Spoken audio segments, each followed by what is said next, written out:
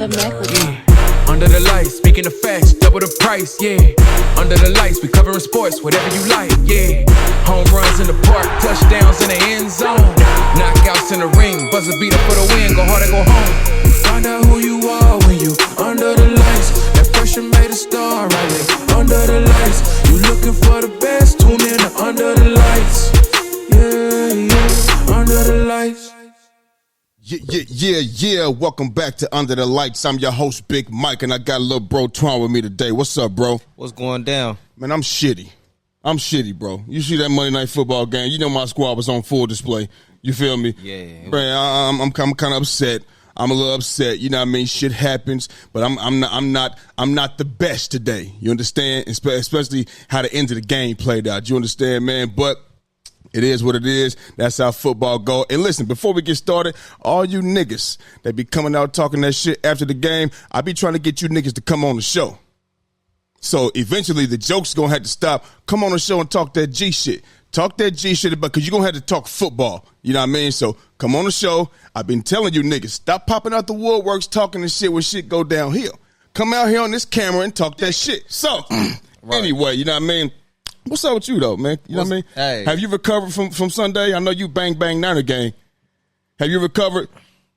Huh? I mean, I'm straight now. Just going. It's behind me now. It's behind you. We lost. You know what I'm saying? Do you want to I know you wasn't on the show with me and Joy, but do you want to go ahead and talk about, give your thoughts on your squad? You know what I mean? Yeah, I definitely do. Okay, so let me know what you feel like. You know what I mean? How you feel about your squad? You know, another upset low. This is like NFL upset weekend. Right. That's what it was like. Multiple teams got upset. You feel what I'm saying? But before we get started, let me not be disrespectful for the viewers right now that's watching on YouTube. If you're watching on YouTube, please hit the like and subscribe button so you can remain up to date with all things Under the Lights. Comment, share, let your friends know all of that. And if you're listening on Apple Podcasts or Spotify right now, thank you as well. Keep listening, keep downloading. Appreciate you.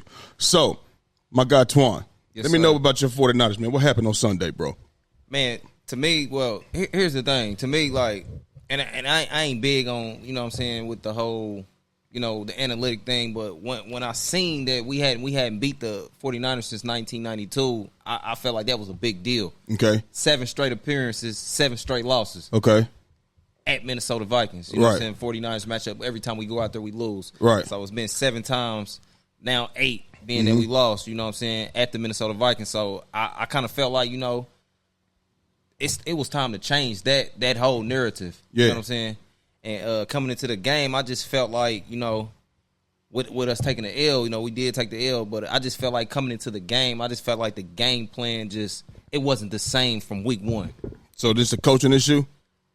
I just felt like I just felt like Kyle Shanahan went away from what was working. And there's an old saying out there: if it's not broke, don't fix it. What did he get away from? What you mean? Well, I just felt like from the start of the game we was too pass heavy instead of, you know, ground ball, bully ball Niner game. You know. Okay. So far as because we had a lot of success week 1 against the Jets. You know what I'm saying, just running the ball. Yeah. And I felt like it was complete opposite to start that Vikings game. Okay. I felt like we beat the Vikings with just controlling the time of the possession and just running the ball. Yo, Jordan Mason had 20 carries though for 100 yards. But that came late.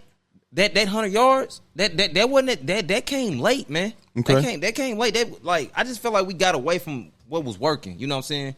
If you think it's because y'all was down? No. And here's another thing. Where I would say Kyle Shanahan just didn't make the right decision. Here it is, early in the game.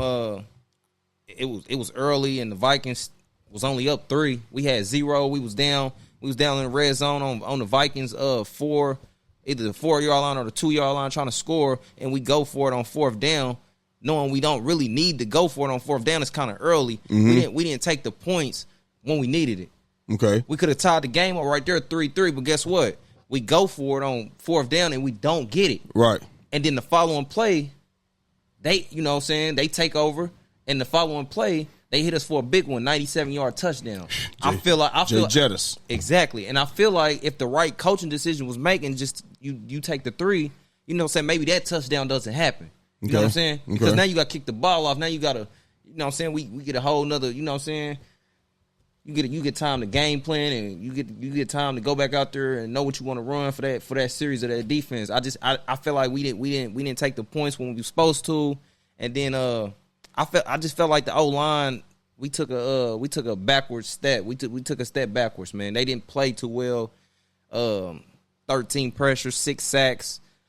We just didn't play good up front in the trenches like how we did in week 1 with the Jets. And then also just, the 49ers, I wasn't sold on us getting off the field. We didn't get off the field enough. I believe the Vikings, they converted 7 of 12 third down conversions. Okay. That's what we call money down. Yep, like money down. Yeah, when I played for, K-State College, we always used to do this, money down. Let's get off the field. Yep. And they didn't get off the field enough. 7. They converted 7 to 12 third downs. That's not going to cut it. Okay. So we're not getting off the field enough as well, and I just, that with that being said, that's my take on the game. They did block a punt as well. That's another turnover. Brock Purdy, he threw 2 picks. One of them was very disastrous because they ended up in the red zone, like closer, closer to scoring range. Mm-hmm. So the turnovers, the offensive line didn't play as well, didn't play as good. We took a step back and just one pick for Purdy. Nah, he threw 2. They got the stats wrong on there. Oh, okay. Yeah, I watched the game. What was the second one? The second one was I believe he tried. One of them was deflected and it was caught. Okay. And then another one he tried to force it, and somebody picked it off. He threw 2 though. I went back and watched the film. He threw 2 picks. It was crucial. Okay. But so this loss, you blame this on Kyle Shanahan? I just feel like a big part was coaching. I think the big part was coaching, especially when you don't put the points on the board when you're supposed to. You know what I'm saying? Going forward on 4th down in the red zone, you don't really need to. That's a bad coaching decision, if you ask me. And then getting away from what's working. But see, look, the thing, they probably went for it. What's the percentages of them going for it on 4th down? Do you know? I don't really know the percentage, but it might be kind of high. Maybe that's why he went for it. And plus, when you get all the way down there, bro, they got a defense like that. They probably don't think, you're going to drive 90-something yards. But it's early. You're right, but that's what I'm saying. So your defense is not tired. You know what I mean? He probably not thinking they're gonna go down. They ain't gonna go down there and drive down there on us like that. They didn't drive at all. Okay. They hit us for a big one. That 97 yards. Yeah, they hit us for a big one. Next play. But what I'm saying is this. I think Kyle Shanahan is saying to him, I know they did that, but I'm saying before that, that's going to happen. In his mind, we got defense out here. They're not about to drive 92, 97 yards on us. So you go for it. See, that's the thing. That's the thing with overconfidence. Okay. Yeah, it could be. That's the thing with overconfidence. You can't, in these type of games, you still got to, you still got to be smart. But yeah, and I'm with you. I'm with you. You got a powerful team like the Niners, though. Yeah. And you see the Vikings right now. You know what I mean? He not. I don't think that was overconfident. I think he was just confident. We the Niners. We the Niners. They're the Vikings. You know what I mean? We're more powerful. We're better. We're gonna get these couple 3 yards. Yeah. You know what I'm saying? I ain't about to sit here and argue with you. You know what I mean? Yeah, I ain't about to argue either. I'm just stating how I feel. I'm talking about. I'm not gonna give my take because we'll start arguing. Yeah. You already know how we do. You know what I mean? So I just want you to let you get your rocks off on your squad. You know what I mean? So so that's cool. But on to another upset loss. You know what I mean? We had Monday Night Football. You understand? And my Philadelphia Eagles came up a little short, a 1 point short to the Atlanta Falcons in Philly on Monday Night Football. What was your takeaway from the game? I'm going to go first. Go ahead. Straight like this. Coming into the game, I already knew it was going to be a little bit different because you don't have A.J. Brown out there with you. And what happens when that happens? When that happens, as a football player, we're going to take your best player away from you and Devontae Smith and Dallas Goedert and Calcaterra, and Jahan Dotson. Let's see what y'all could do when y'all come out here and try to beat this coverage. We're dealing with the Atlanta Falcons, who's a pretty good defensive back football team. You got Jesse Bates, Justin Simmons, you got A.J. Terrell. They did a pretty good job tonight, you know what I'm saying? But like I said, I knew that it was going to be a little different. So the Falcons, they did what they were supposed to do from a defensive standpoint when it's come to passing the rock. The offensive line gave him plenty of time. gave Jalen Hurts so much time. He back there patting the ball like this, pointing around and shit like that. But ain't nobody open. You know what I'm saying? I'm glad he didn't force anything the whole game. I'm glad he didn't try to, make cross-body throws and all this goofy shit. I'm glad he didn't do that. You understand what I'm saying? But I knew it was going to be an uphill battle. But like I said, he had time just when nobody open. So he was taking it downfield with his legs. He was engineering drives with his legs. The one scoring drive we had, man had 47 yards on the drive and then ended it with a touchdown to Devontae Smith, if I'm not mistaken on that. I'm thinking it was that drive. But even still, bro, I knew it was going to be, a little uphill battle. You understand what I'm saying? But in the defense, before I go to the defense, Jahan Dotson, like we was talking about him, you know what I mean? Brought this man over here to get some money. You feel me? Now, I don't know, he's not, I don't think he's a beat coverage guy. You know what I'm saying? He going to go out there and take the top off. He going to go out there and break that corner down. You know what I mean? He was in Washington. He been in there for 2 years. He ain't made no name for himself yet. Right. He ain't did nothing. He ain't got no signature plays, none of that type of shit. You know what I mean? So when they brought him, I'm like, okay, that's he's a complimentary piece. You know what I mean? You can't take out A.J. Brown because then he becomes a number 2. He ain't beating them boys out there. He got his money for when he was coming in motion in the backfield and get something out there in the flat. He wasn't going downfield and beating niggas like that. You feel me? So we was a little limited from that aspect. You understand? Right. But I like what Jalen Hurts. He was taking what the defense was giving him. You feel me? Not forcing nothing, using his legs. So let me go to the defense. The defense, I don't know what's going on that side of the ball.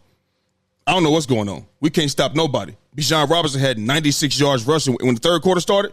12 here at that point. He had like 12. No, after a run he had in the third quarter, they brought it up. He had 12 carries for 96 yards. It was like 12 minutes left to go in the third quarter. Right.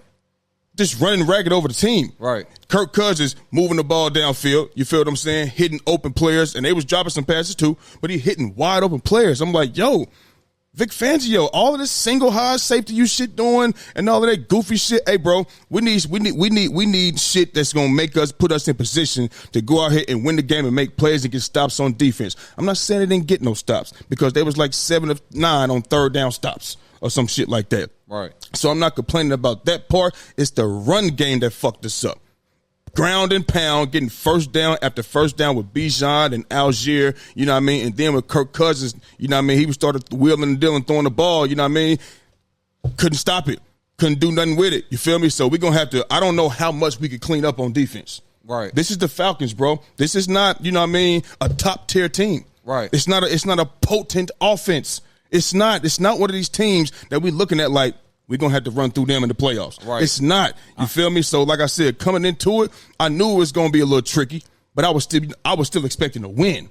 And we was on the verge to get a win until Saquon dropped the motherfucking pass in the corner of the end zone and could have sealed the game for us. Right. You understand what I'm saying? So, it was tough. It was a hard-fought game. Shout to the Falcons. They won this bitch fair and square. We're not blaming no referees. There was nothing to blame the referees on tonight. Nothing. They won this game fair and square. Fair and square. You know I told my man when he called me, I said they won this game fair and square. Fair and square. It was no, oh man, that's cheating. It wasn't none of that. Nah, it wasn't none of you that. You understand what I'm saying? They just simply won the game. And listen, shout to Kirk Cousins. You know what I mean? Shout out to Kirk Cousins, and he engineered the last drive. They got down the field for the last play on 6 plays, 70 yards. Yeah, and scored a touchdown. Let me tell you something. I am so sick and tired of Darius Slay. I am sick and fucking tired of this nigga. Yeah. From last season all the way to fucking now. Right. He always doing that fucking talking, always talking shit. You know what I mean? You want to do it? I don't want to hear none of that shit on your podcast. I don't want to hear nothing.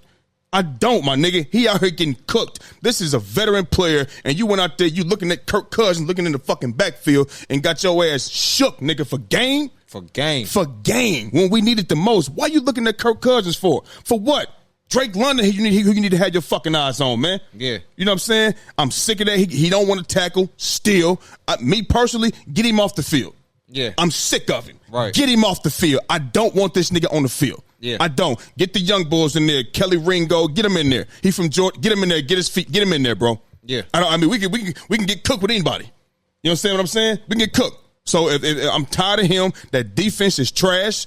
The defense is trash. And I'm gonna tell you right now. Next week we got New Orleans. I am worried, nigga. Yeah. I'm worried because they're gonna run that ball for damn sure. For damn sure, they're gonna run the ball, and they are hot right now. They hot. Yeah. 2 weeks in a row, 15 possessions, 15 scores. And the way our defense is looking in Philadelphia, they're going to start with 16 scores. Yeah. On their first possession. You understand? Yeah. Because what evidence do I have to say they can go out there and stop that run with Alvin Kamara? They can go out there and stop that passing game that they're doing that. They can do that. You know what I'm saying? And not to mention, I'm hearing that they said on Monday Night Football that A.J. Brown's going to be out for another week. It ain't just 1 week with the hamstring. It's another week. Yeah. So now they got DBs out there for Kool-Aid McKinstry, Tyrann Mathieu, Marshawn Lattimore. That's 3 dudes right there who could play 101 coverage, but they probably won't. They might bracket Devon. I don't care how good your defense is. Right. I'm going to take away that best guy. I'm going to take him away. Now, the blueprint is there. That's the blueprint. If somebody, your top receiver is out, okay, cool. Let me see what you can do. We're going to take you away. Jahan Dawson, let's see what you could do. Dallas Goedert, let's see what you could do. Cal Katera, let's see what you can do. It's just not enough. So I'm worried going into next week. Yeah. I'm worried. I ain't going to lie to you. You know what I mean? So hopefully we can turn this thing around and have a good game. Or maybe, I'm hoping that the New Orleans Saints don't look how they looked the first 2 weeks. Right. Because if they look how they looked the first 2 weeks against my squad, and I'm talking defensively firsthand. Right. They might put up another 40. They might put up another 40. You understand what I'm saying? Yeah. So, listen, bro. That's my take from the game. I wish, I'm mad, but I'm not pissed off. Right. Because I know we could have won this game. Yeah. You know what I'm saying? Yeah. Saquon, catch the ball, baby. Just catch the fucking ball. Turn it up, go in the end zone. The game is over. You know what I mean? So, that's my takeaway from the game, bro. It is what it is. It's behind me now. Move forward, and hopefully we can get this shit fucking figured out. Talk to me. Well, here it is. Here's the thing with me. Like, the Philadelphia Eagles coming into this game, they already knew they wasn't going to have A.J. Brown. That's their number one receiver. A.J. Brown, that's their top guy. But then again, the Philadelphia Eagles had all day to rest. They hadn't played a game since Friday. Yeah. All that time to rest. Yeah. So y'all had all that time to game plan as well. Mm-hmm. So y'all had that to y'all advantage as well. Okay. So my take on the game is like, and then to piggyback on what you're saying, the Falcons not a top tier team. Yeah. I'm with you. They're not a top tier team. So that gives me, with the rest that y'all hadn't played since Friday, and that the Falcons is not a top tier team, that lets me know right there that y'all should have went in here and handled business. Mm-hmm. Y'all are at the crib. Yeah. Y'all at home. Yep. Y'all going against a mediocre offense at best. Yes. You know what I'm saying? Mediocre receivers at best. Yep. So Drake London mediocre. I like Drake London. He's not me. He's above average. Okay. He's above average. But that's just one guy though. It's one guy though. All those other guys, Darnell Mooney yep. and Ray McLeod and all Yep. them guys is mediocre. Like, you know what I'm saying? So Yep. with that being said, I felt like the Eagles, you know what I'm saying, they played a good game. I feel like they had a good offensive game plan, they did what they did. They had some possessions where, they didn't cash in, but that happens. You mentioned y'all going for it on fourth down. Yeah. We did the same thing in the first quarter. We did the same thing for 4th and 3. Yeah. Did the same thing. You know what I mean? And that's what I mean. Listen, I said take the points. And I was points. saying the same You know what I thing. mean? You got to take the points in games like this. But I'm understanding what Nick Sirianni is thinking. Right. You know what I'm saying? I get it. I get it. But we didn't cash in on that. You feel me? So Yeah. I think we could have took points right there. Maybe we could have won the game. Yeah. So as well with that one. You know what I'm saying? So a couple possessions they just did. Yeah, they didn't cash in, but I didn't think it was a bad performance from the offensive perspective. You know what I'm saying? Saquon Barkley still had a good day on the ground. Offensive line looked great. It was the defense. It was the defense that basically threw me for a loop, because going into the game, I felt like the Eagles was going to be solid with the run game. I felt like the pass game was going to be the part where, Eagles fans will have to worry about. Mm-hmm. But it was both tonight. Yeah. Bijan Robinson ran the table tonight. He had his way. Yeah. And then in the pass game as well, just, giving up all type of yardage, especially late in the game like that. Mm-hmm. Kirk Cousins come down with less than 2 minutes left in the game, and he completes 3-4 passes in a row for yardage, good yardage at that, to put him in range. 6 plays, 70 yards, TD. Under 2 minutes, which is very impressive on Kirk Cousins. But I'm impressed with that drive, but I'm not impressed with Kirk Cousins as a whole. As a whole. Just being, you know what I'm saying, it's been 2 games. I'm still not impressed, but that was an impressive drive, you know. And basically to piggyback on what you said, like the defense, they absolutely did not stop nothing tonight. They like this the thing. They got stops. They was getting the Falcons off the field. You know what I'm saying? But when it mattered, I just feel like, especially on the last drive, you know what I mean? You cannot allow them to do that. Too many rush yards. We got Devin White on the sideline. Yeah. Vic Fangio, like, Zach Bond or Nakobe Dean has earned that spot over Devin White. We're talking about an all-pro linebacker here. Right. It's an all-pro linebacker. Yeah. A Super Bowl champion. Right. Knows what it takes to win. I think he's a better all-around player than Nakobe Dean and Zach Bond. Zach Bond ain't bad, but I'm saying I feel Devin White is better. Why is he just sitting, I don't know, sitting on the sideline? Nah, he got to get in. They got to put him in there to see what he can do, make some plays, bro. Well, it's probably more than what we're thinking. Maybe so. It's probably some other stuff going on while he's not on the field. I don't know why, because he outperformed Nakobe Dean throughout the whole training camp. The entire training camp outperformed him. That's the thing. We really don't know what's going on. Is what I'm saying? We really don't know what's going on behind the scenes or why he's not on the field. You think something? Because we all know that Devin White is the better player. We know that. And see, when he didn't make that when he got hurt, he didn't make that travel to Green Bay. Right. The report wasn't out then about him not starting. He was the starter. Right. You know what I'm saying? But now all of a sudden he missed a game. You know what I'm saying? Now, I said before, Vic Fangio, he old school. Yeah. He old school as fuck. He probably like, hey, you don't practice, you don't play. This guy comes out here, have a good game, I'm going to stick with him. Well, maybe he'll go back to the drawing board and say, okay, maybe I need to make an adjustment here. Let me get Devin White in this game. He's needed. He's a playmaker. Well, here's the thing. I didn't like, or let me say, I didn't agree with what Fangio did at the end of the game. I feel like he was in more of a prevent D. Yeah. And he shouldn't have been. Play D. I feel like he played more of a scare tactic in that moment. Like, I can't let nobody get behind me. He got that kind of a fucking bend but don't break defense, because as much as they was running the football, and much as they was getting first down, they was coming up short too. They wasn't cashing in as much. You know what I'm saying? But you can't do bend but don't break on the last possession. You got to play. Listen, I'm a guy at the last possession now. Tyreek Hill ain't out here. Right. That ain't Jalen Waddle. You know what I'm talking about with the speed wise. Yeah. Let's get our hands on these players. Yeah. Get our hands on these players. Stop putting your safeties so far back, worried about the deep ball, and you giving up everything up underneath. This my thing. I'm with you when you're right. I feel like he was more in a prevent type of D in that last series, and I felt like you should have just been in a regular base defense, and I felt like you should have just got pressure on Kirk Cousins, forced him to throw the ball faster. We didn't get no pressure on Kirk Cousins the entire night, and that's why I disagree with Fangio, man. I just feel like that game plan was not it at all. Like, you know, he got a Vic. Listen, Vic Fangio has had his heard about his flaws or whatever as coaching defense in the past, whatever the case may be, not blitzing a lot and whatever. You know what I mean? But if you can't get no pressure from your D line, you got to bring some pressure from somewhere. Right. And who else? Let me tell you something. We didn't sign Hassan Reddick back. They didn't sign him because he wanted an increase in pay. Just how he's still holding out with the New York Jets. Right. You let him go and you brought in Bryce Huff. Where he at? He blamed last week on the field, on the soccer field, it being slick. And it was slick in Brazil. Both D lines were slipping, both of them. You feel me? He blamed it on that, and he ain't worried about it. Well, you at home now. On the home field, that's very good. Yeah. And I don't see no pressure from Bryce Huff. Yeah. I don't see no pressure from the other side and Josh Sweat.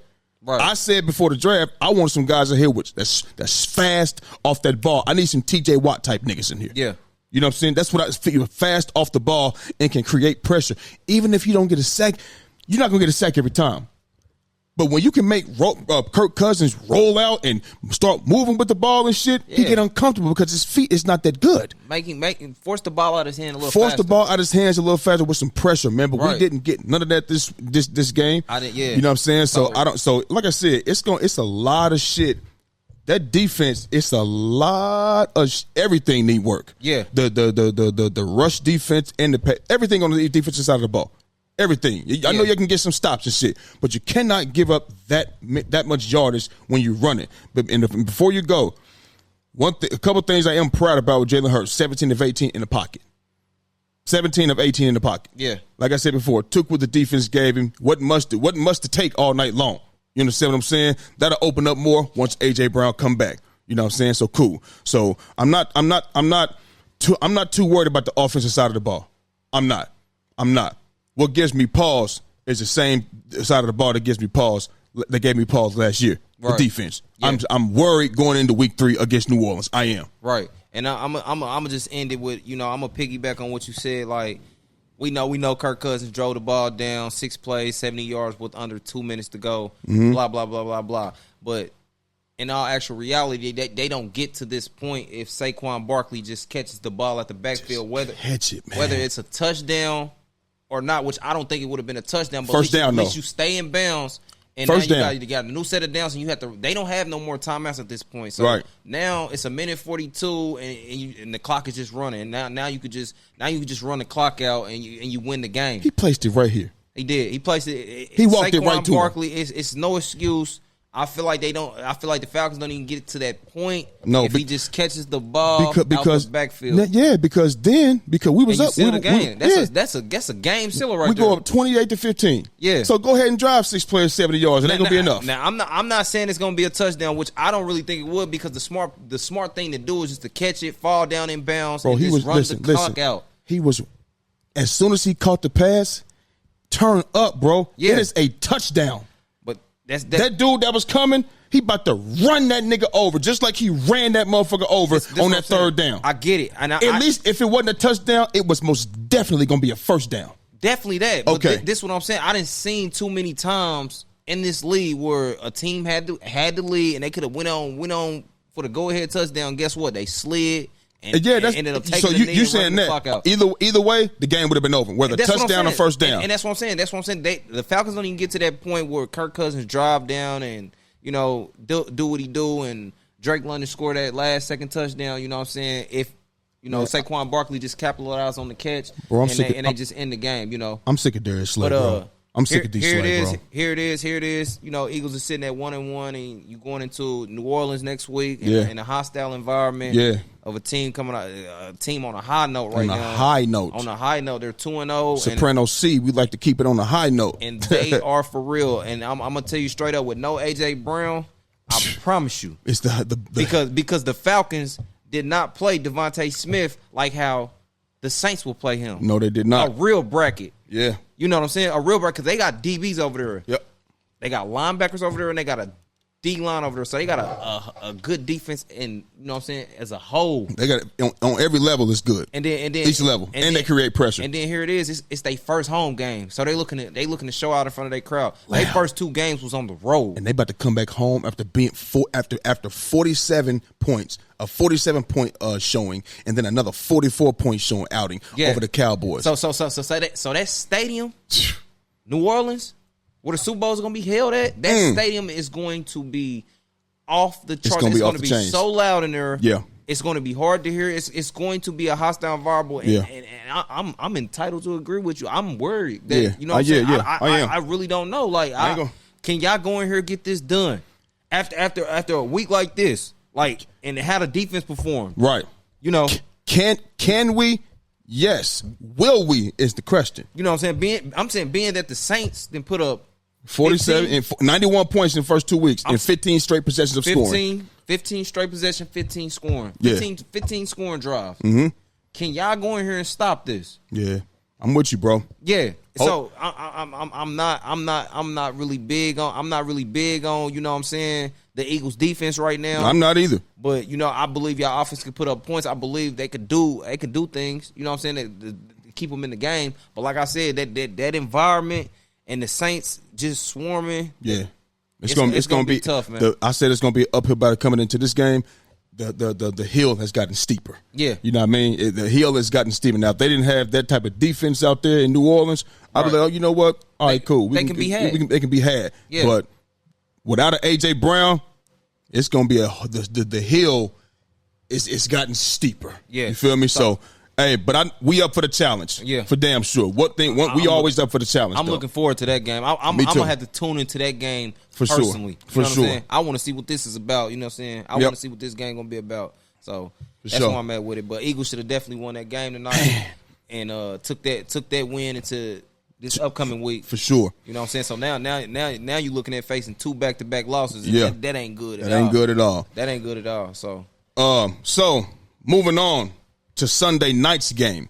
You know what I mean? We didn't talk about it yesterday on the show, but we're going to talk about it now. The Houston Texans defeated the Chicago Bears 19-13 in H-Town. You feel me? Now, we seen the first week Caleb Williams didn't do so well. Right. He didn't even throw for 100 yards. He was 14 of 29 for 93 yards. Right. And the game, the performance that he put out did not look like a number 1 overall pick. No, it did not look like a Heisman Trophy winner. Nope. It did not look like somebody that was selected to go first and to be the franchise quarterback. Right. And to make it even, you know, he's not the only one though. He's not. These rookie quarterbacks, neither one of them has scored a passing touchdown. Okay. No. So you know this class right here, you know, it's not starting so well. Okay, but give me your thoughts. You know what I mean on Caleb Williams. This game, he had 174 yards, even though they lost. Okay? We both watched the game. Did you see any improvement from Caleb Williams in week 2 versus week 1? Talk to me. The only improvement I seen was you had a little bit more passing yards. That's the only improvement. Like let's be real. That's the only improvement I've seen out of Caleb Williams this game. You had a little bit more passing yards. You facts. But at the end of the day, this was another poor performance, man. Yeah. You go out here 23 of 37. I got it right here for you, bro. If you want to look at this one, go ahead. Right, 23 of 37, 174 yards passing. You still ain't threw for a touchdown. And you throw 2 picks this game. Yes. And you lose the game. What was it? 19-13. 19-13. So you don't throw a passing touchdown. You didn't throw a passing touchdown last week. You didn't turn the ball over last week, but you still didn't throw for 100 yards last week. Yeah. This game, you come out here, you didn't throw for a touchdown. You threw 2 picks and you didn't throw for 200 yards. So the only improvement I've seen, you threw for a little bit more yards, and you threw the ball more times. Yeah, he did. 37 attempts. You threw the ball more times, and you might have ran a little bit more. At the end of the day, though, this is still a poor performance coming from the first overall pick of the draft. And I know plenty of people out there that was just so high on this guy. I was never high on him like that. I was never high on Caleb Williams like that. Not at all. You know what I'm saying? I was never high on Caleb Williams like that because I felt like he was a good college guy. You know how you got good college players, but you don't transition to this league. NFL. Yeah, it doesn't transition. But to your credit, Caleb Williams, I feel like the offensive line is poor. You know, and being that the offensive line is poor, you're gonna have to make some adjustments. You're gonna have to start getting the ball out your hands a little bit faster. And all that shit you was doing in college where you can roll around and scramble, that's not gonna happen because guys are just as athletic as you, and they're in the league for a reason, just like you. You know what I'm saying? Yeah. All that you think you're gonna run around, run back, and run on this way, and this, that, and third, and you gonna still get yards, and that's out. And you try to do some stuff like that Sunday night. Yeah. And it was shown that it doesn't work that way, sir. Yeah. So that's my take on it. He didn't have a good performance this game. It was still a poor performance. Okay, so let me ask you a question. What do you want to see from Caleb Williams going into week 3? What do you want to see? You know what I'm saying? I don't know. Go ahead, keep going. I want to see Caleb Williams take care of the ball better. I want you to make better decisions down the field because there's no excuse. You got DJ Moore out there, Rome Odunze, Cole Kmet. Keenan Allen did not play, but you're going to have him back. Yep. You got DeAndre Swift. I would like to see you make better decisions throwing the ball down the field.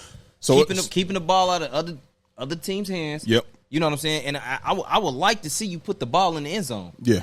I would like to see you throw a touchdown pass. So you ain't necessarily, he ain't got to go out here and throw for 250, 300.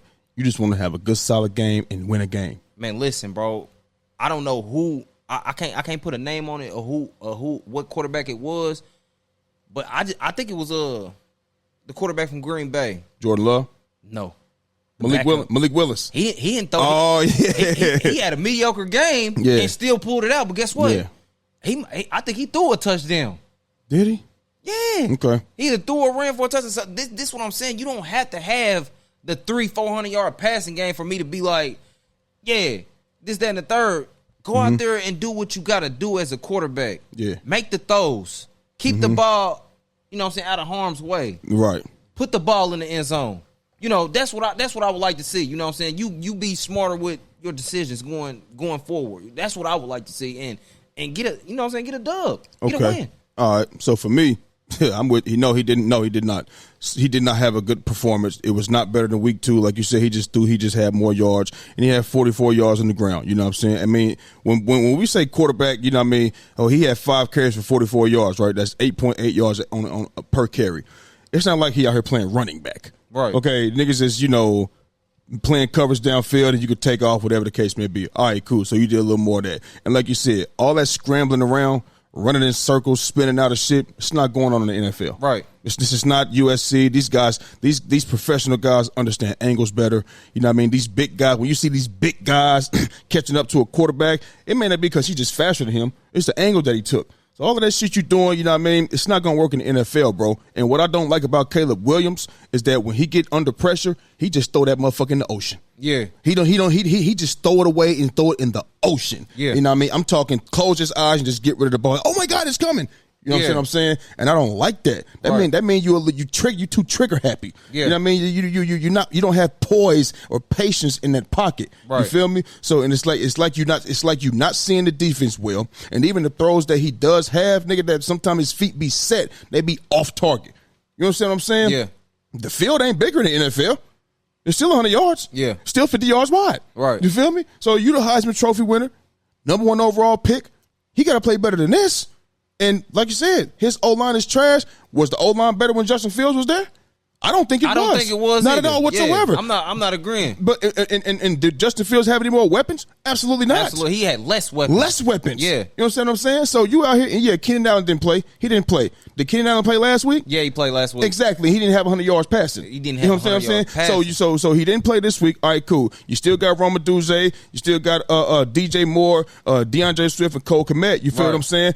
So I'm expecting you, even if you don't win the game, I'm expecting you to go out there and have a better performance than that. Exactly. My nigga, and throwing the ball in the ocean, that has to stop. This is right now, the Chicago people may not understand this defense is pretty good. Right. Defense is pretty good.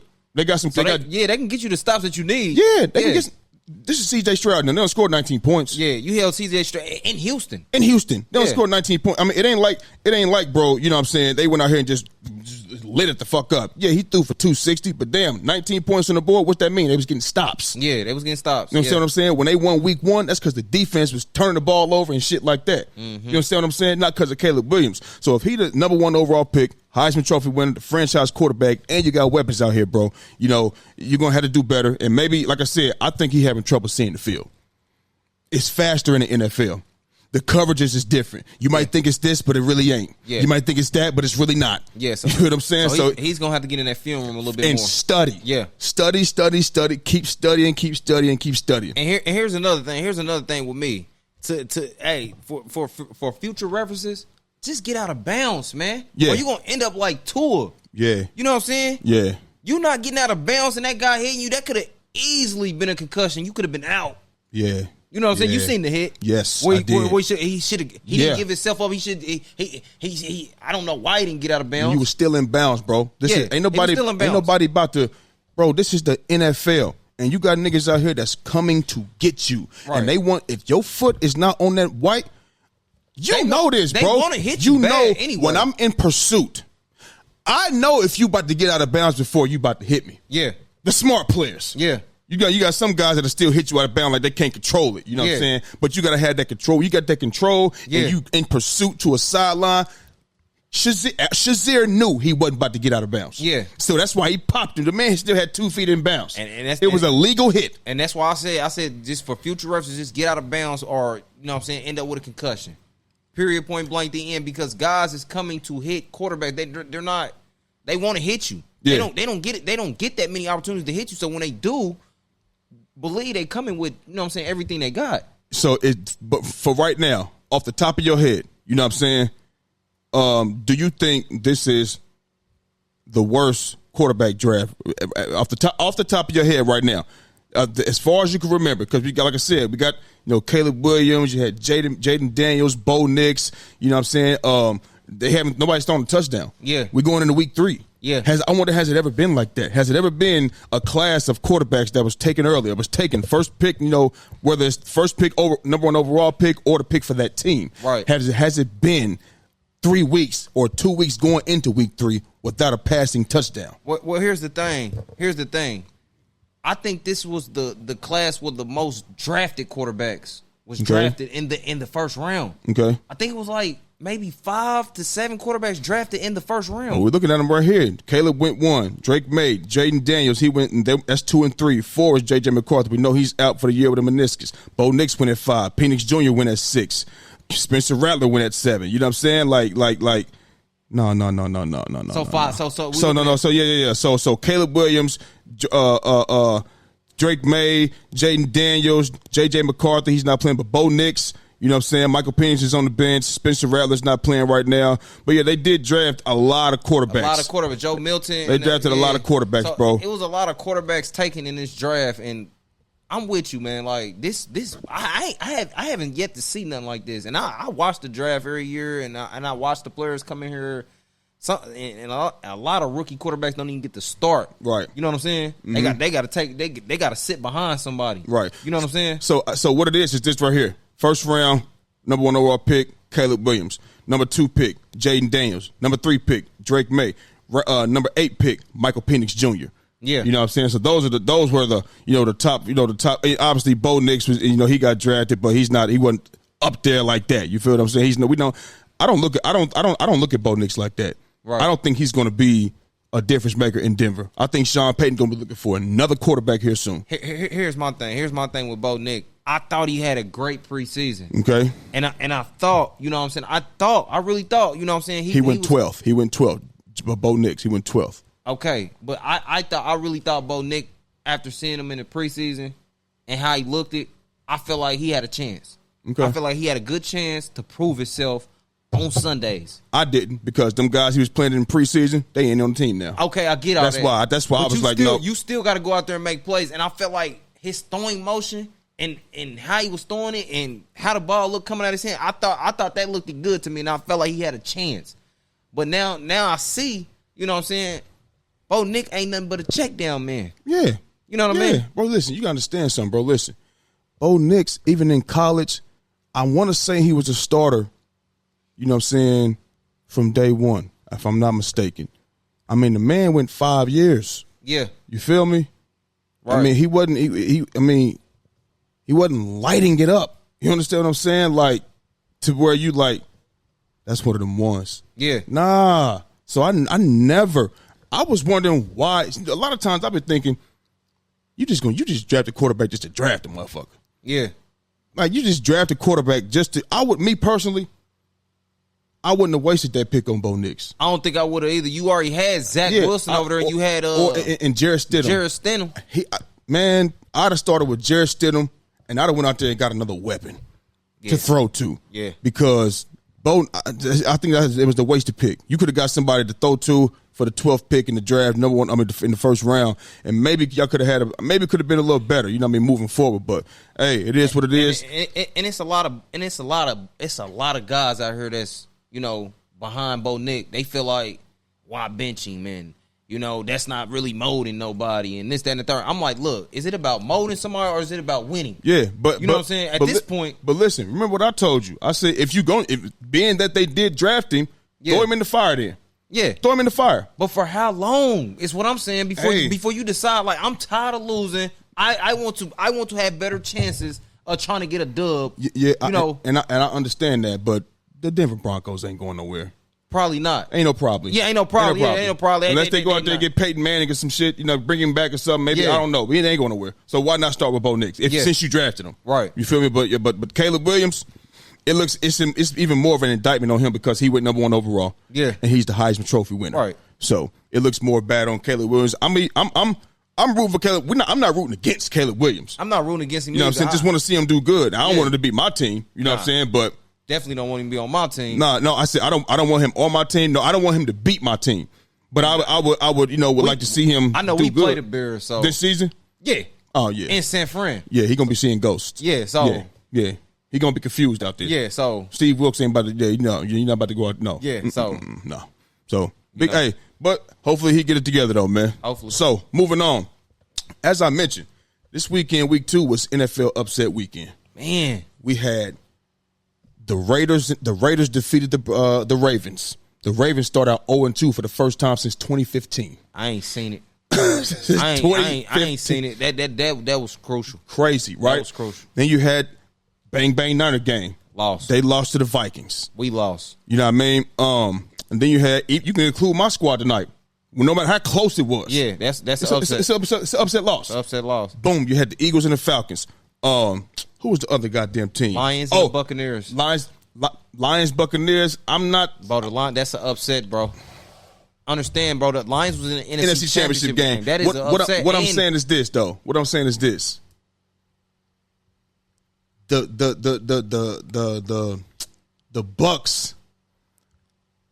I think if you want, all right, you want to call it an upset, call it an upset because they was in the NFC Championship game. All right, cool. I ain't gonna beat them over the head for it though. Yeah. Because I'm not gonna beat them over the head though, right? Right. So, but another team is damn, Dallas Cowboys. Oh, the Dallas Cowboys. How could the you forget? The Dallas Cow Manure Boys Yeah. and the New Orleans Saints. Right. You understand? So, to you, from your perspective, who had the biggest upset loss this past weekend?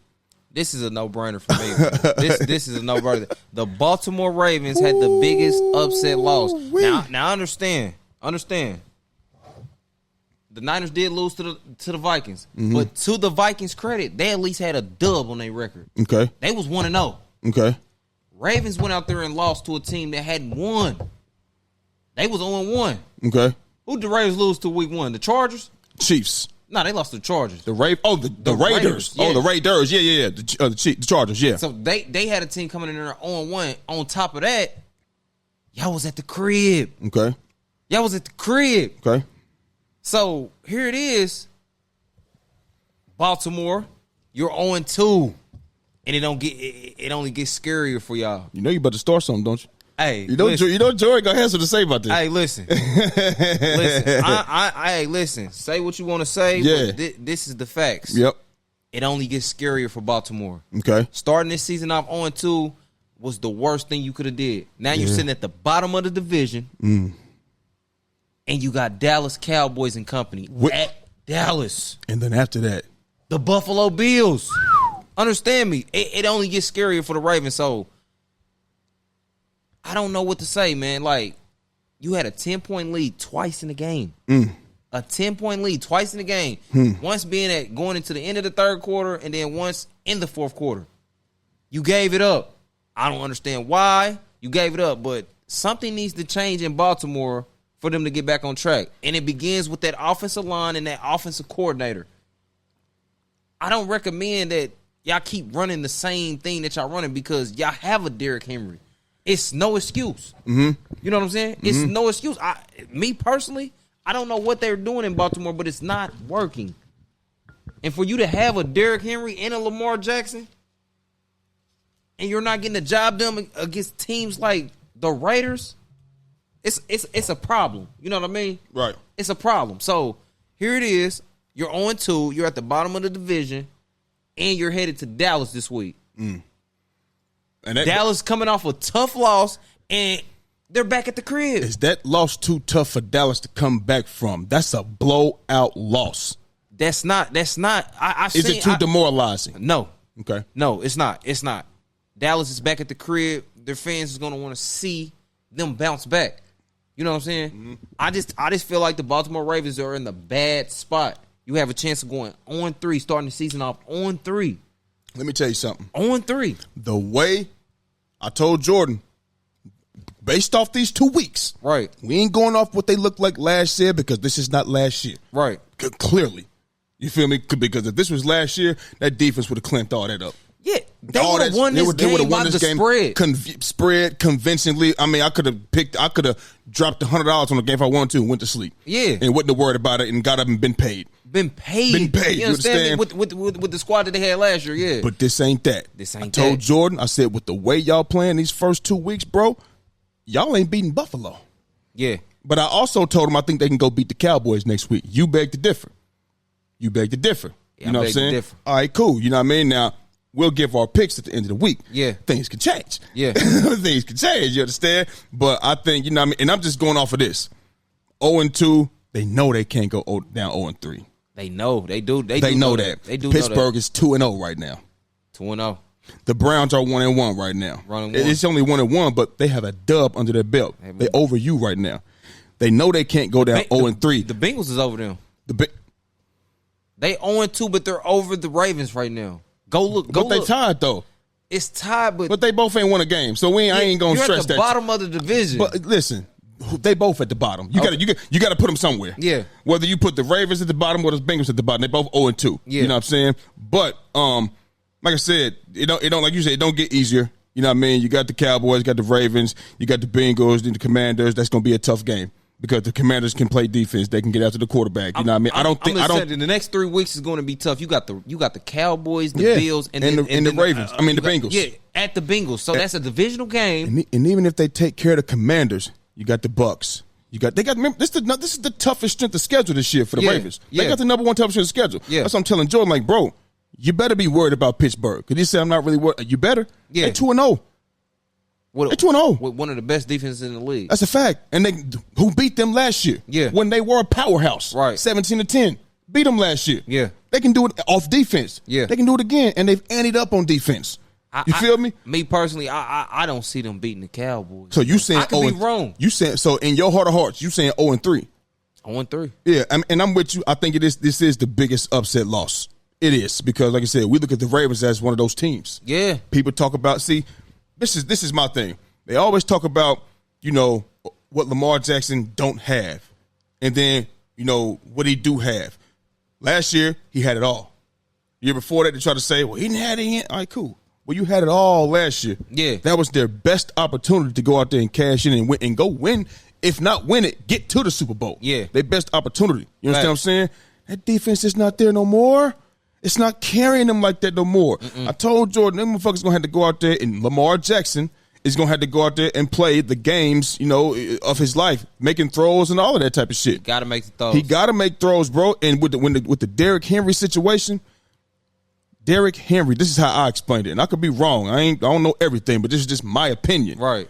When you in shotgun, you need to have a guy out there that can make somebody miss in the backfield. Mm-hmm. That's not Derrick Henry's strong suit.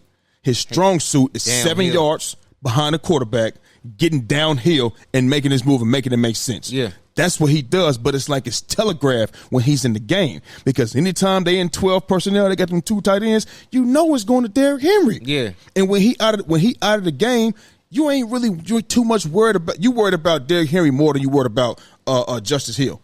Now he got speed and he can make something happen. Yeah. But if Derrick Henry's in them holes, you understand what I'm saying? He's stiff forming people out of bounds and running people over and shit. Yeah. It's a difference because he can fall forward for a first down as well and keep the chains moving. Exactly. So it's like it's telegraphed when he in the game, bro. Mm-hmm. You know what I mean? And maybe they don't know how to use him yet. But what I'm saying is this: y'all got Derrick Henry on offense. All your weapons is out there. Last year he wanted to talk about Mark Andrews is out. Remember I said Isaiah Likely came in and filled in just fine. Right. You wouldn't have known Mark Andrews was even on the team unless you was an NFL football fan. Yeah. Because he wasn't missed. Yeah. Well, you got both of them now. You know what I'm saying? You got Zay, you got Rashad Bateman. Like, bro, they got their people out there. Aguilar, they out there, bro. Yeah. You feel me? There's no way you should give up a 10-point lead to the fucking Raiders. You had a 10-point lead twice. Listen, Gardner Minshew, man. Gardner Minshew. Yeah, you know what I'm saying? Shredded y'all. He had a good game. And shout to Max Crosby because Max Crosby went up to him and gave him words of encouragement. Yeah. And you could tell that Gardner Minshew was like, wow. He just from that conversation right there, walking back to that sideline, I guarantee Gardner Minshew was like, damn, everybody looking at me. I fucking let the team down. And you got a guy like Max Crosby, the man, the star of the team, the number one guy on that team. I know Devontae that dude, but number 98 out there LV in Las Vegas, he the man. I don't think Devontae Adams has ever been top 100, top 10, has he? Top 5. That had to be something we had to look up. You know what I mean? What was Mason Crosby? Max Crosby. Max Crosby. What was his? I'm looking at right now. Max Crosby. I think he was like 7 or 8 on the list, bro. Top 100. And you seen what type of performance he had this past game. Getting Lamar on the ground, manhandling Derrick Henry. 10. He was ranked 10? 10th this year. He was 17th in 23. He's 24th. You know what I mean? I'm sorry, and 10 coming into this season. Man, it's a no-brainer. And rightfully so. It's a no-brainer. He's the number one guy on the team. So yeah. So when he come up to Gardner Minshew and gave him those words of encouragement, you can tell Gardner Minshew's, just from watching, his demeanor changed. Right. Meaning like he felt confident, like, that's Max Crosby. He didn't came and talked to me and gave me words of encouragement in this time of need. Right. You know what I'm saying? Where I fucked up, where I threw an interception. And we came back and won the game. That's leadership. You feel me? So, like you said, I mean, this is I'm with you. That's the worst upset loss of the season. I mean, so far. Right. You know what I mean? And hey, bro, they better get it together. Hey, it's scary. They better get it together. But this is scary. But listen, this is where, you know what I mean? Lamar, not saying he ain't earned his money, but this is where he earned his money. Yeah. You know what I'm saying? This how he earns money. You got all your weapons out there. It's hard for me to see Dallas losing 2 back-to-back home games. Hey, listen. It might be, and listen, that's true. Yeah. But it's also hard for me to see Baltimore losing 3 in a row. You know what I mean? But, you know what I'm saying? Yeah, it's tough. It's both ways, man. Both ways. It's both ways. Sheesh. What's your, on a scale from 1 to 10, what you got Baltimore losing this game? Scale from 1 to 10. It's probably 50-50. Probably like 5? Yeah. 50-50? Yeah, it's probably 50-50. It's a 50-50 game, man. I'm going to wait. You going to wait? Because I got the Ravens winning right now. Yeah. But, you know, like I said, when Friday come, I might feel a little different. You feel what I'm saying? So who knows, man? But that's definitely, you know. Ravens could go out here and beat these folks. I ain't going to lie. They got a good defense. That defense ain't bad. You know what I'm saying? They can stop what Dallas has got going on. Let me ask you a question. Speaking of the Saints, we know my Eagles play them next, right? And the Cowboys just played them, or whatever the case may be. Are they that good though? You think they're that good? Who? The Saints. Okay, I'm gonna say I'm not. I feel like they're good, but you gotta understand that week 1 y'all went against the Panthers. Yep. Y'all only have one true real win, and that's against the Cowboys. And this the regular season Cowboy. You know they coming off 3 12-win seasons. So that first game, I understand it's a divisional game, but it's the Carolina Panthers, man. Okay. What about the Cowboys though? So are they just start? Is this start that they have? Is it an anomaly? Is it like, they ain't about to. You know what I'm saying? Like, obviously, they 15 possessions and 15 straight scores. Obviously, that's not going to continue. No. You know what I'm saying? But I'm saying, do you see a downfall for the New Orleans Saints? Or is this one of those things that's like, this could be real? I'm not sold on their offense for real. I still don't feel like you got enough weapons. The weapons y'all use, they getting open now, but, bro, all them weapons that, like, who y'all got? Chris Olave? Yeah. Rashid Shaheed, you know, Alvin Kamara, yep. Rashid Shaheed, yep. He could be took out the game against a good defense, yep. And you're left with Chris Olave and Alvin Kamara to beat you. Yeah, you know what I'm saying. So I'm really not sold, but I'm sold on their defense though. I'm very high on their defense. They got a lot of guys. They always come with that defense. Yeah, so I'm very sold on their defense, but it's just, you know, you played the Carolina Panthers week 1. Okay. I'm not really counting that. Okay.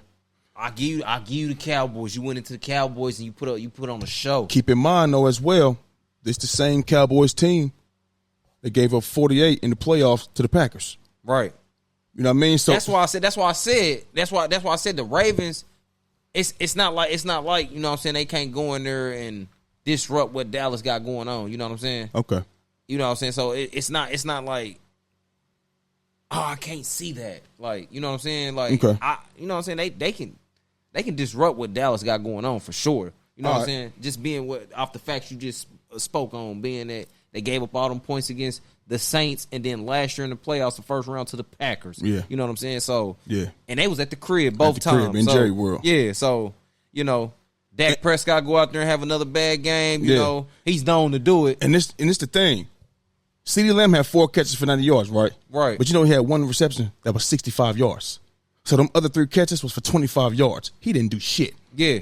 You understand what I'm saying? And this is from a guy. I'm tell you. This is from a guy who gets moved around everywhere. And that's another thing that goes to tell you. That's another thing. That's why I speak highly on the Saints, because they got a nice secondary. They secondary for real. Yeah, you know what I'm You saying? might just be pass happy on that secondary. They got some guys that can shut you down and make it tough on you. I think the Saints have a top 5 defense in the league right now.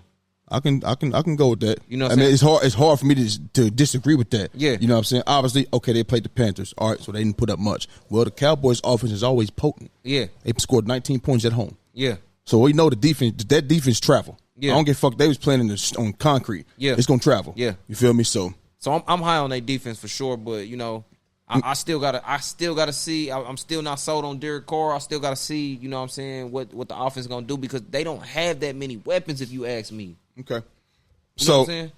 after week 2, sticking with the NFL, obviously, which team is in the most trouble moving forward? We just talked about who had the biggest upset loss, but which team is in the most trouble moving forward? Okay. It's a lot of teams out there that's in trouble, but some of those teams that's in trouble, we already knew what it was going to be going into the season. Yep. So I'm going to exclude them folks. Yep. Teams like, you know, Carolina. Yep.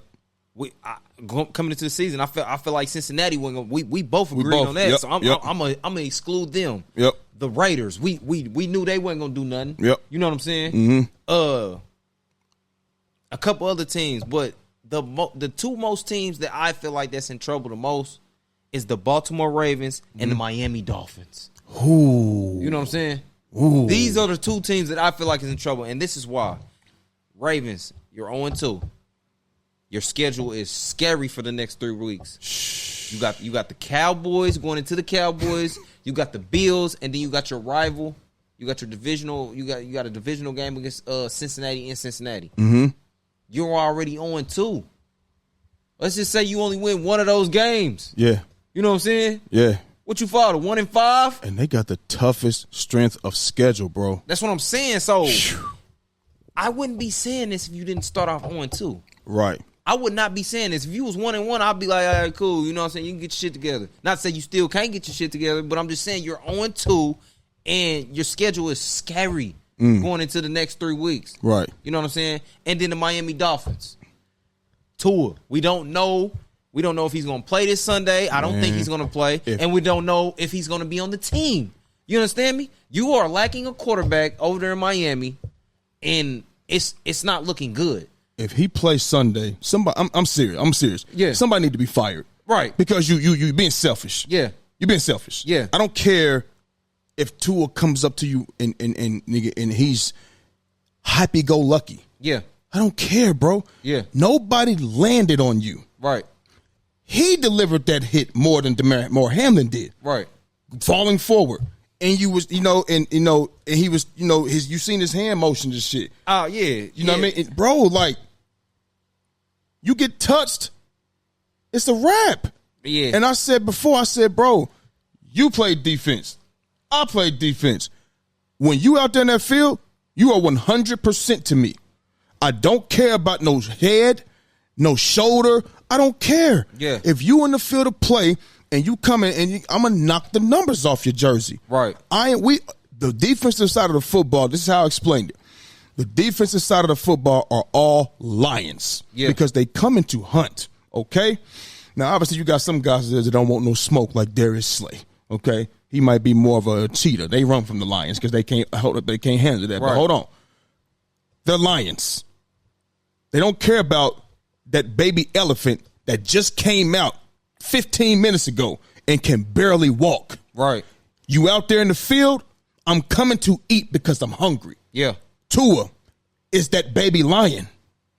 He's too fragile. Yeah. He cannot take the punishment, man. Yeah. It's not worth it. It's not. time. If Tua plays, I'm telling you right now, I know his mama don't want him to play. I don't think he's going to play. I hope the rest of the season. But here it needs to be reconsidered, man. I'm with you when you're right, and that's another reason why I said the Miami Dolphins are in trouble. Now, from my understanding is they went to go get Tyler Huntley practice squad. Yeah. And we all know he was the backup quarterback for the Ravens. Yep. Now I understand he's a decent player, but guess what? Do you have enough time to get in there and learn that system before, you know what I'm saying, before your season end in turmoil? They're going to be doing a lot of gadget plays out the backfield, screens. That's not going to get it done. That's not going to get it done. They're going to try to rely on that speed, you know what I mean, and to get the job done. And that's going to get stopped. And then another team I got is the L.A. Rams. You're 0-2, and you got San Fran coming in. You could easily end up 0-3, and this is a team that a lot of people. Yo, you know Cooper Kupp and Puka is out. Exactly. So look, this is a team that a lot of people probably had high hopes on. I know for a fact because I seen LA Rams trending all offseason. Okay. You know what I'm saying? All right. LA Rams coming back. They gonna be nice. And this, that, and the third. A lot of people was talking about LA Rams. But guess what? You're in the 0-2 spot. You just lost to the Cardinals bad. You understand me? The Cardinals just put a whooping on you. They did. And now you got San Fran, bang, bang, Niner game. My team coming in town to try to make you 0-3. You know what I'm saying? So it's not looking good. These three teams right here. Yeah, they will be 0-3. You know what I'm saying? Yeah. So and these three teams, these ain't no slouch teams because last time I checked, the Rams, what was they, second in the division last year? Yeah. So they're not no slouch team. No. Last time I checked, Miami Dolphins wasn't no slouch team. Well, the Rams is going to be a slouch now. You ain't doing nothing without Puka and Cooper Kupp. That's over. Exactly. So, and last time I checked, the Ravens wasn't no slouch. But now all these guys are in trouble. Yeah. The question was, which team in the NFL was going to in the most trouble? It's going to be in the most trouble. These three teams are in the most trouble. Okay. These three teams are in the most trouble. I got to keep it 100 with you, bro. I don't got multiple teams. Yeah. I got the Ravens, bro. You got the Ravens as well? Yeah, I do. Okay. I mean, I thought so. 0-2. Like, I mean, I'm gonna just basically repeat what you said, bro. I mean, 0-2. Yeah. You don't have an easy schedule. Yeah. It doesn't get any better. It doesn't. They got the Cowboys next week. They got the Bills after that. You know, they are in a hole right now. But I told Jordan this. He still says AFC Championship game. I said, all right, cool. It shouldn't be no problem there, right?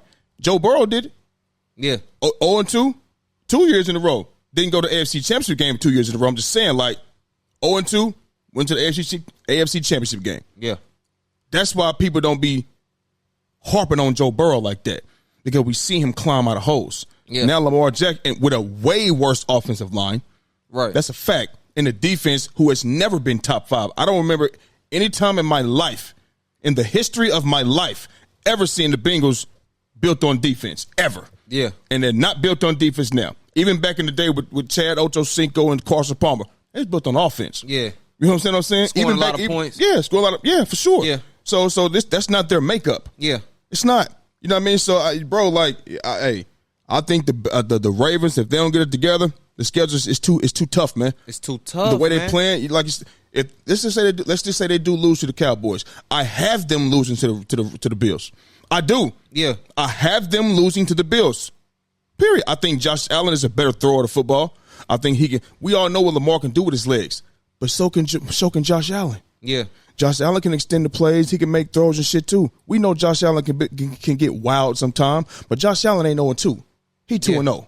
Yeah. You feel what I'm saying? He 2-0. Yeah. And they gonna have. And I don't know who they got next week. They got Jacksonville.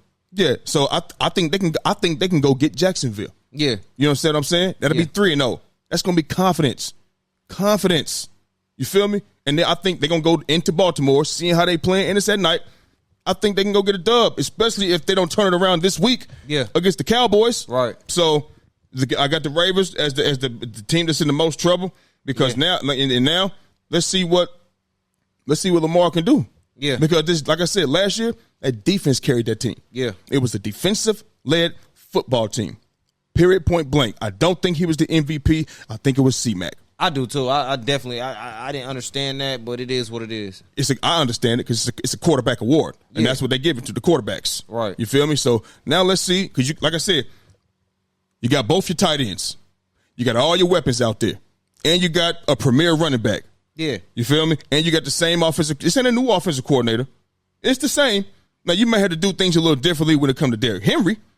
But the passing plays you was running and the design plays that you was doing, the design run plays and all of that shit, It was there last year. Yeah. It was there. Right. You know what I'm saying? Now, I think they do got a couple new guys on offensive line.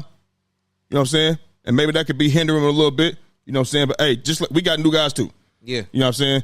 Don't you got a new guy? Yeah, we a got rookie? New, yeah, Dominic Pooney? Dominic Pooney? Yeah, Dominic Pooney. So, hey, motherfuckers got to get together. Hey, you know everybody I mean? got new guys, man. Yeah, I mean, it is what it is. So, I'm with you, Ravens. And you got, who else you got, man? You got, listen. You said the Ravens, the Rams, and the Miami Dolphins. Miami Dolphins, okay. You know what I'm saying? All right. Hey. Listen. Hey, listen. Hey, if I'm wrong, hey. Yeah, so be it. But so be it. I don't think I'm wrong. I do feel like this is very accurate. Okay. You know what I'm saying? So we also seen another upset. You know what I'm saying? We've seen the Bucks take care of the Detroit Lions. The Bucks improved to 2-0. Right. They're 2-0. The Lions are 1-1. And they did this, if I'm not mistaken, in Detroit. On their home field. Yeah. Man. 14 indoor home games. Yeah. He only playing three outdoor games. Is that not? I mean, that's crazy, right? Yeah, it's almost like it's set up for you.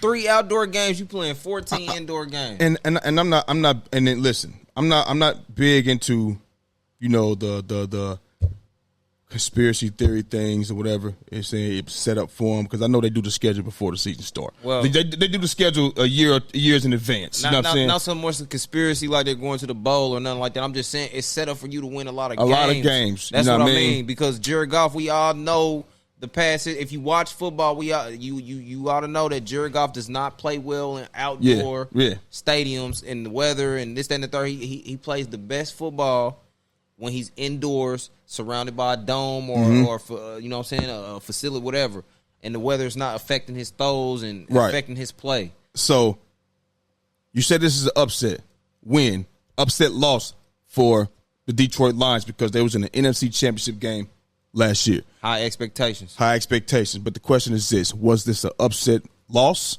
or do the Tampa Bay Buccaneers deserve more respect as a contender? I believe it's both. It's an upset loss just being that, like I said, Detroit Lions, you was at the crib. You understand? Yeah. You was at the crib. All weapons. 7.5 point favorites. The money line was highest giraffe pussy. You hear me? That mean they have no respect for the Bucks. Right. 7.5. 7.5, the money line was out the roof, sky high, higher than gas prices. Yeah. You know what I'm saying? Yeah. You understand me? Yeah. So check this out. It was an upset, and then being that Buccaneers, they had some guys out too. Antoine Winfield Jr. in the secondary. Yeah. You know what I'm saying? They had a guy on the D-line out that was he was major. They might even had another a guy in the secondary that was out as well. I can't remember his name. Okay. But they had some guys out. So they was short on guys coming into the game. And Detroit, man, you have way more weapons than the Buccaneers. Yeah. I'm talking about from offense and defense on both sides of the ball. They definitely re-up. You got a better offensive line. You got better running backs. You got the better quarterback for sure. Yep. And like I said, man, it don't make it no better that y'all had the crib 2 games in a row. Yeah. You know what I'm saying? Yep. This should have been a dub. Yeah. Easy work. But to Buccaneers' credit, I'm not gonna take nothing away from them. They went out there and got it done. Okay. And I do feel like, you know what I'm saying, they should have more credit, being that they made the playoffs last year. Right. They beat the Philadelphia Eagles in the first round. Right. You know what I'm saying? Yep. They still got Hall of Famer, future Hall of Famer, Mike Evans. Yep. You know what I'm saying? They doing their thing. You know what I'm saying? They got a cool defense on their side, you know. Baker Mayfield's not playing bad. He's playing good football. He's very competitive. You know what I'm saying? Very competitive. Very competitive. He's out there. Listen, Baker Mayfield, I don't care who I'm playing. I'm about to go ahead and try to shred y'all. You got to think, Baker Mayfield, he walked on at college. Yeah. You dealing with a guy, but man, listen, you dealing with a guy that walk on, yeah, make the team, be a star, and win the Heisman. Right. you can't tell him shit. Yeah. As far as competitive wise, yeah, he's going to compete. So I'm liking where Baker Mayfield's mindset is at. He has the mindset of a competitor, and he's a guy. He got a mindset of a winner. He want to win. You know what I'm saying? He's gonna go out there and do everything. He's gonna put the team on his back, and he has these past 2 weeks. And now the Bucs is sitting at 2-0. Mm-hmm. So I'm going to give them the respect that they deserve. Okay. You went out there in a high style environment because Detroit is high style. Yeah. And you got it done. Mm-hmm. And you was a 7.5 point underdog. Mm-hmm. You know what I'm saying? So you get the job done 20-16. You know what I'm saying? They played a good game. And now here it is. They got the Broncos next. They got the Broncos next. So they can easily be 3-0. They'll handle that. Yeah. They gonna handle that. Crib. They're gonna handle that. They at the crib. So they can easily be 3-0. Yep. Easy. Yep. So to their credit, they got a chance, you know what I'm saying, to actually try to win a division. You know what I'm saying? It's going to be an uphill battle with them in New Orleans, but they have a chance to go in there and win a division. Who you got winning that division now? Nigga, we had the Falcons winning the division at first. We did. At first. We like when I seen the picks and the trades that they was making with they picked up Kirk Cousins, they went and drafted Michael Penix Jr. Then I started seeing the other pieces they picked up. Yep. Matthew Judon. Yeah. And Justin Simmons. Ooh. You know what I'm saying? Yep. Jesse Bates, he was already there, but you know what I'm saying? AJ Terrell was there. I started seeing the other pieces, you know what I'm saying? And they started putting them together. You know what I'm saying? I started seeing the pieces come together. And I was like, you know what? The Falcons got a chance to win in this division. We said that. And then, to you know what I'm saying, to their credit, they was the minus. We didn't even have the Saints winning the division. I didn't. We had the Falcons first. I had the Falcons. I might have had the Saints second, though. I ain't gonna lie. Did you? I might have had the Saints second, bro, because I never was not so, like, because the Saints, bro, listen, they always give boys run for their money. Right. Bro. You know what I'm saying? Okay. They always, even when Tom Brady was on the Buccaneers, the Saints was giving them boys a run for their division money. game, no, for sure. Yeah, you know for what sure. I'm saying? So, yeah. But now that you ask, who gonna win the division? Yeah. Saints sort of, and it ain't like it's flat out over for the Falcons. It's not over. You know what I mean? But if we going off right now, the two best teams in that division are obviously the Saints and the Bucks. Who, as of right now, who would you have winning that division? I would have to give it to the Saints. Because of the defense? Because of the defense. I'm with you. They got the better defense. I'm with you. Yeah. For me, I deserve more credit. I mean, this is Tampa, bro. They started off 2-0 last year. Yeah. They played us and they lost on Monday night, and then they won a game, and then they lost 4 straight. Yeah. You know what I mean? Like, I think they can. I think this might be another one of those seasons, man. Baker Mayfield is a competitor. Yeah. I can't even argue his competitive nature. Right. But you can be as competitive as you want to and still not be the guy. Not get it done. And not get it done. Yeah. You understand what I'm saying? Obviously, we know they're not going to the Super Bowl. You feel me? But at all. More respect as a contender. Can I wait to say that until they get through, you know what I mean? Obviously the Broncos is going to be a dub. They got us. They got the Falcons. This is where the nitty-gritty gets at right here. Right here. This is the nitty-gritty right here. After the Broncos, gets tricky. Absolutely. You got the Eagles. You got us, the Eagles. And you got the Falcons. matchup. Listen, you got 2 straight divisional matchups. You got the Saints. And then you got the Ravens. You got the Ravens. You got the Falcons again. You got the Chiefs, the Niners, bro, that right here, that gauntlet right there, that's when we'll be able to say we're going to give them some more credit. And that's why I got the Saints. I'm glad. Before I said the Saints before I even looked at the schedule, man. But now I'm looking at the schedule. It's definitely the Saints. This is crazy, man. And look, these 2 games at the end right here, we ain't worried about the Panthers. And, hey, listen, the Chargers is 2-0 right now. Okay? Nobody expected that. Nobody did. Yeah. You know what I mean? Not saying they're going to go out there and beat the Buccaneers, but this is December when they play the Chargers. Right. In L.A., the Chargers will have more camaraderie with their team. Yeah. You got a new coach who is tough. He like a Dan Campbell. Jim Harbaugh bringing that. Yeah, he is. You ain't nothing soft. Yeah. You remember when he was in San Francisco. Yeah. Yeah, and in Michigan.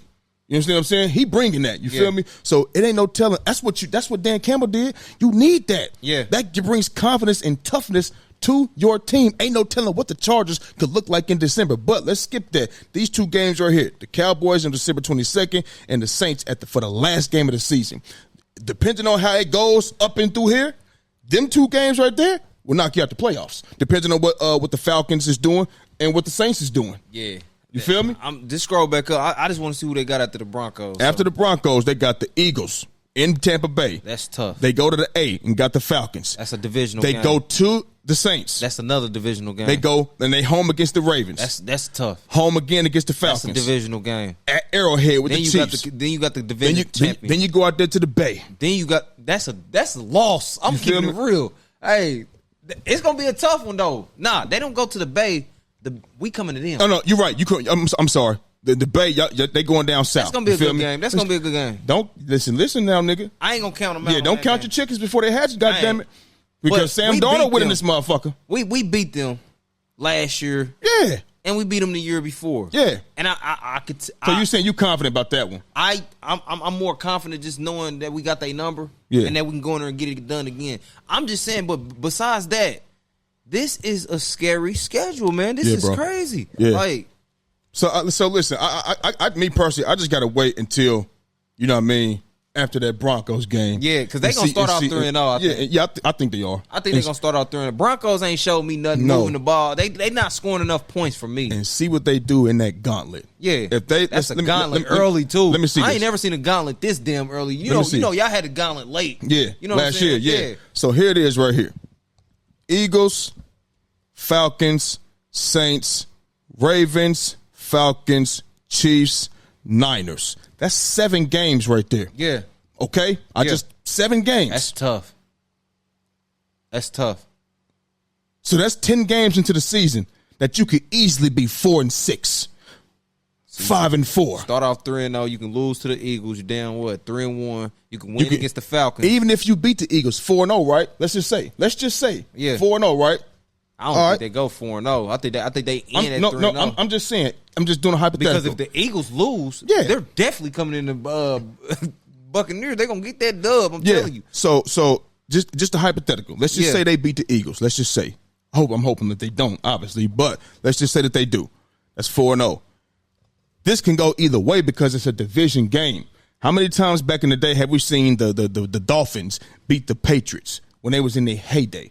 Right. Because it's a division game. Right. You know what I'm saying? The Giants, even when we do our thing, Yeah. they play us tough. The Yeah. Commanders play us tough. Right. The Rams play y'all tough. Yeah. The Cardinals will play y'all tough. Yeah. You feel me? Y'all That's may true. win it, but it's tough. Seattle this plays game going tough. anyway. You understand what I'm saying? And the Chiefs, we know what they represent. Yeah. We already know. It's the Niners, no way the Bucks is going to Arrowhead Stadium and getting a dub. It's no way. got the referees out there too, don't they? Man, listen. Hey, you seen it. The world seen it. Bro, they should have When you let play- that last one go. I'm sorry. When you play against the Chiefs, you're playing against the Chiefs and the referees. But you know what I'm saying? You said they should let it go. I played DB. Yeah. Honestly, he got there early, bro. Got a little early. He got there early, was it bro. bang bang though? Understand? was- he impeded the receiver from trying to, you know what I'm saying, just with that contact that he made. You know what I'm saying? I'm a DB. I play, but I'm going to spit the facts, bro. Okay. I feel like he got there early, bro, and it was a call that should have been made, but they always get bailed out and shit like this. Yeah. Always, bro. And- I feel like the Bengals should have won that game, but you know, shit happens. Shit happens. You know what I'm Shit saying? happens. But yeah, let's see how this gauntlet play out. Right. Before I can just definitively say they need more respect as contenders. Because if you go through this 7 games, right? Yeah. Even if they go 4-3, that's good. Yeah. In this right here, And that guy, yeah. that's good. yeah.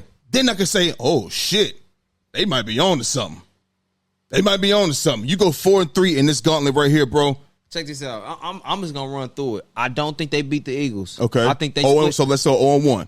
I think they split with the Falcons. Okay, so 1-1. What about the Saints? They win that I think they don't win it in the Saints. I think they split with the Saints. Okay, so let's just do it. Hold on. So right now that's 1-3. I mean, I'm sorry, that's 1-2. Okay. 1-2. I don't think they beat the Ravens. That's 1-3. Like I said, they split with the Falcons. So 2-3. I don't believe they beat the Chiefs. 2-4. I don't believe they beat the Niners. 2-5. They'll beat the Giants. But that's the end of the gauntlet. Okay, cool. I'm just going on So with the 2-5.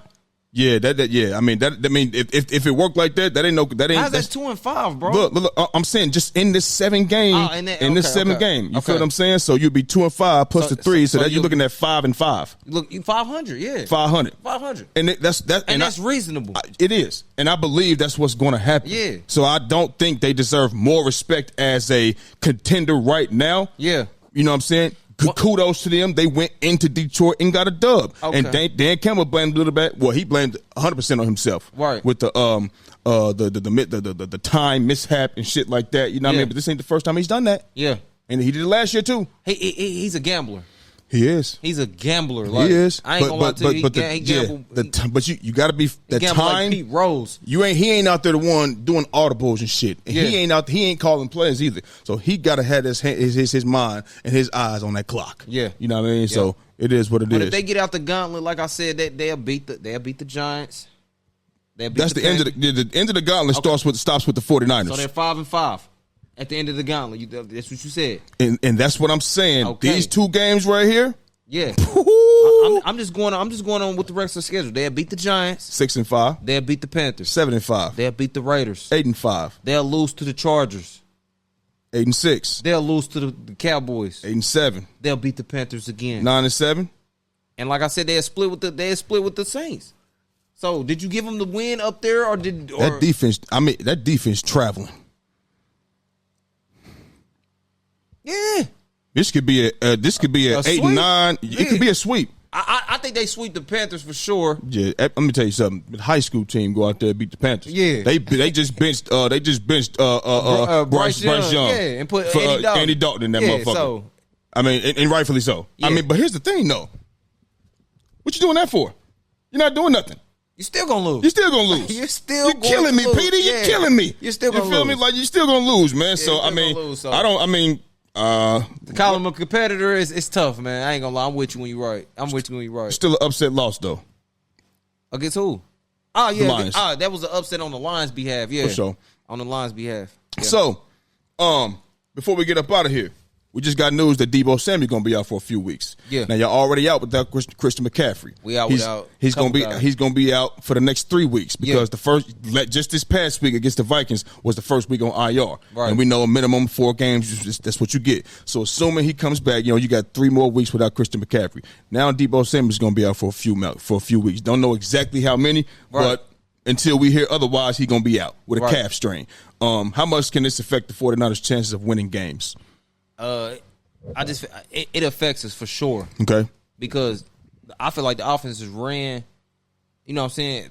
A lot of the offenses ran through Deebo Samuel. Okay. He gets a lot of targets. Yep. He gets a lot of plays. He you know what I'm saying? They put him in the backfield. Yep. You see him get handoffs. You see him get in and arounds. You see him catching screens, bubbles, whatever. He's a big part of the offense. And with him being out, it does affect us because now other guys got to step up. You understand me? You know what I'm saying?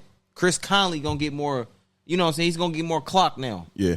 Now, so far as Christian McCaffrey being out, we already got a guy to fill in for his shoes. Jordan Mason. You know what I'm saying? And he's doing a pretty good job. So I'm not going to take it as far as CMC, you know what I'm saying, being out. Yeah, because that offense, them hoes gonna be there. Yeah, they're gonna be there. And he's proven that he can do the job, and he can stay in there. He a tough runner too. Yeah, that's what I told you. He tough. Yeah, that's what I told you. He won't smoke. Exactly. He's not going down. No, ain't none of that. Ain't no shoestring tackle. Just not no. He gonna spin off of that and keep going. I like Jordan Mason. He a dog. I do too. He a dog. But so far as Deebo being out, like I said, this takes away from the offense now. So now other guys got to step up. You're gonna see more Juan Jennings.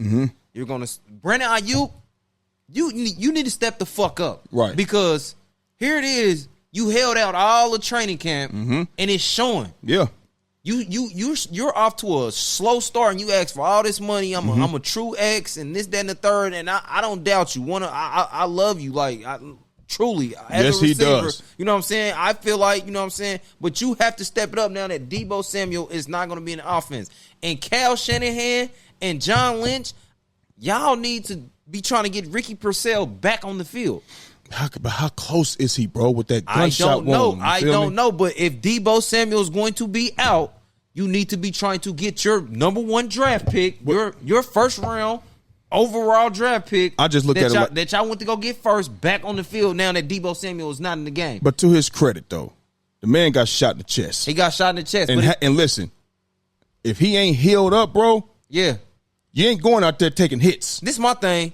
He told the GM and he told the organization and the coaching staff that he was ready to play last week against the Jets. I wonder how bad was it? I don't know if was it in and out? No, it's still in there, or they had to do surgery to get it out. He didn't have to have surgery.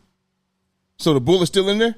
No, it's out. It didn't go in and out. He got shot, bro, and it didn't stay in. It grazed him or some shit. I don't. From my understanding, the bullet did not go in and through him.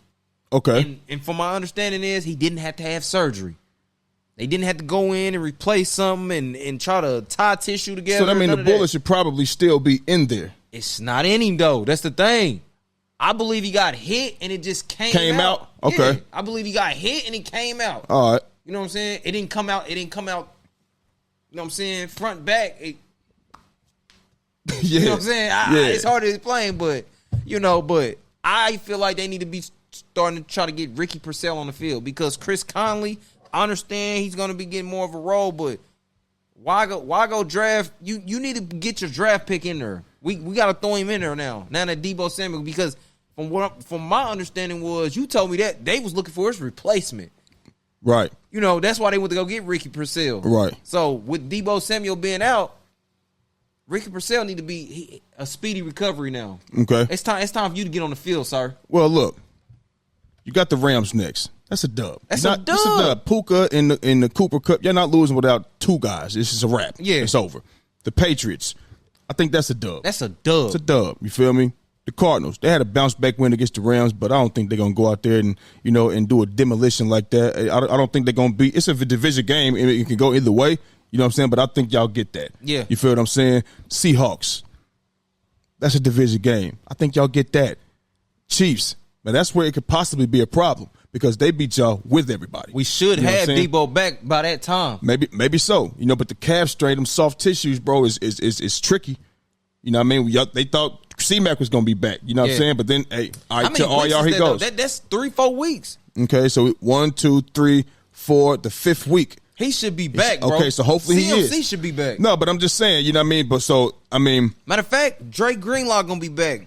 Hufanga hopefully. Gonna be back. They said week 5. Achilles, man. But they said week 5, bro. It's I know what it say, but I'm just saying, let's you gotta be. He's still young, bro. You gotta be careful with that shit. I will be careful too with it. I would give Christian McCaffrey the most time he need to heal. Him because and we got Dre Greenlaw, bro. Y'all listen. Y'all Drake Greenlaw's going on almost a year now, bro. I'm with you, but y'all no, it ain't. February was. Well, yeah, you're right. You know what I'm saying? Well, it's going on. How many months? About 6 now.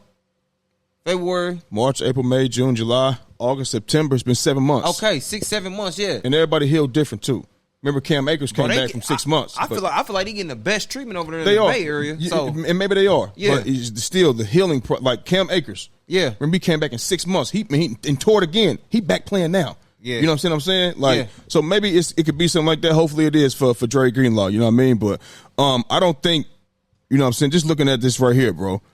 We without Debo, you got the Rams, you got the Pats, you got the Cardinals. I think you got the Seahawks. If you don't have that guy, it could be trouble. It could be, and then you get the Cowboys and you got the Bucks, whatever the case may be. But this is what I want to say: when it comes to Brandon Ayuk, okay, now this is where he earns his money. Right. Because when you own them 49ers, he got a luxury. Yeah. He ain't getting double teamed. Yeah. Now with Debo being out, now you in it. Now you just like that's just like AJ being gone. Yeah. Now Devontae, you number one. All right, Brandon Ayuk. Now you are maybe he was number one guy, but now you even more number one because guess what?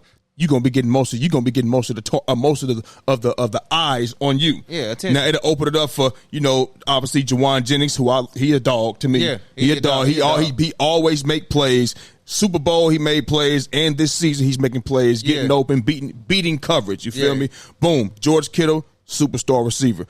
This right here is like one of those normal teams. Yeah, you feel me? It's not a power team. It's not loaded. Now you got to go out here and earn your money. Yeah, show that you could be a number one because the defense that he about to be getting now is what Devontae Adams had to go through for years. Yeah, being the number one guy, and you ain't got Juwan Jennings is the number 3 receiver, right? Yeah. But now he number 2.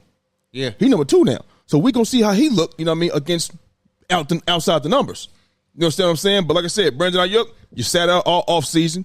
You started off slow. Brock Purdy dropped one in the bucket to him. He missed it in his hands. You know what I'm saying? Right in the corner of the end zone. Dropped it right down the chimney, and he dropped it.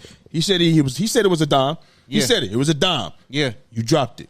You feel me? So now I think this has to be a bounce back week, or really a bounce back, everything for that man, because you got paid. Yeah, you got paid. You paid. sat out, nigga, until the last moment. Yeah, because they was finna trade you in those hours, them last hours. All of those talks was going on. You know what I mean? And they went ahead and said, you know what?